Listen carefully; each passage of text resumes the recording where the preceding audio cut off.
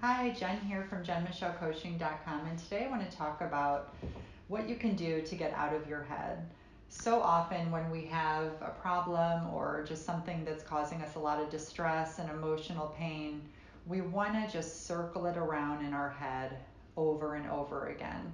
Yet, the clarity that we're seeking is when we can drop out of our head and instead move into our body and then approach the situation from this new space and this new perspective where we're more aligned with our intuition and that deeper guidance within us that will allow us to approach the problem from a very, very different space.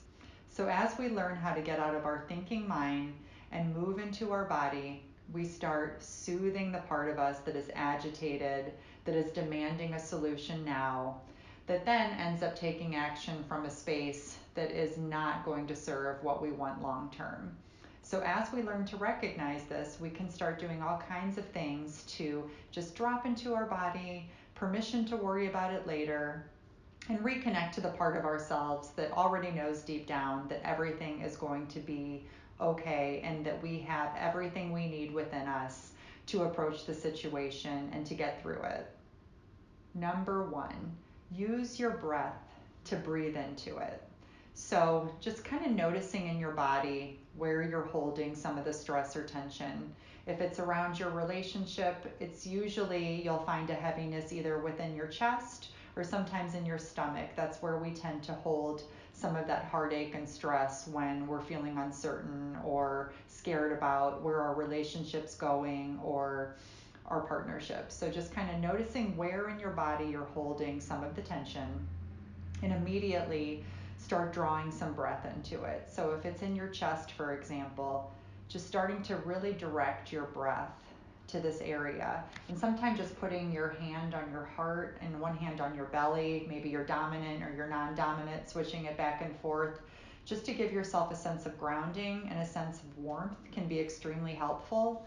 But just notice where you're holding the tension in your body and start breathing some breath there, breathing into it to kind of get out of your own way, right? Like this is a way where we start to clear some of that tightness or whatever we're holding on to through the breath. And the breath allows us to break through it so we truly can get out of our own way and create the space to approach the problem from this very relaxed and centered response, allowing ourselves to just focus completely on what's happening in our body, therefore exiting our head, because we cannot focus on both at the same time.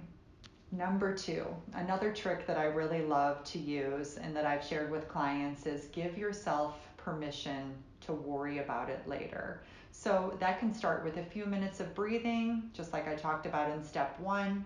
You're bringing some breath there. You're starting to clear things out a little bit. You're really in tune and you're curious with the different sensations that you're experiencing in your body.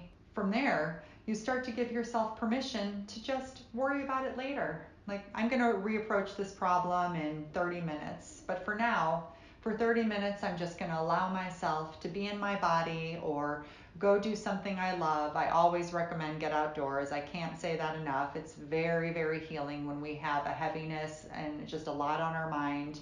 For 30 minutes, I'm going to give myself permission to not worry about this and to just let it go. And then check in with yourself after 30 minutes and see how you feel. Can you give yourself permission for another 30 minutes? And then check in again, and so on and so forth. And you'll notice that through this process, you'll start to get more and more clarity on what it is that's bothering you.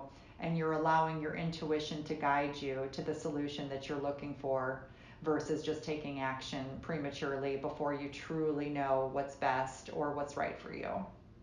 Number three, mimic the energy that you're desiring. So research shows that if we fake a smile, it actually makes us happier, which I think is just amazing. And so if we can start getting in alignment with the way that we want to feel before we're feeling it, we actually have the ability to start creating more from that state. So even if you don't feel like smiling or if you don't feel like being patient, kind of check in with yourself and notice, is this going to give me what I want if I kind of slow down?